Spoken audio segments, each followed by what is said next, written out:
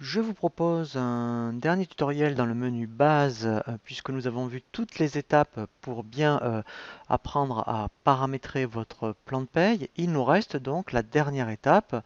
à ce qu'on appelle à créer les salariés. Alors, nous allons le voir de deux façons. Nous allons le voir via l'assistant. Très intéressant de passer par l'assistant d'entrée d'un salarié, puisque en fait l'assistant va vous permettre de ne pas oublier la moindre information qui est obligatoire pour la DADSU et la DSN, alors que si vous passiez par créer un salarié, vous pourriez très bien oublier certaines informations, sachant que ce n'est le fait de passer par l'assistant, en fait, vous serez quand même obligé de revenir après sur la fiche salarié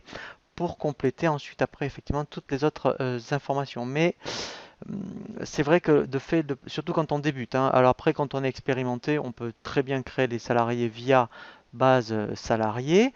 mais si vous êtes un nouvel utilisateur sur ShellPay, par sécurité, dans un premier temps, je vous conseille de passer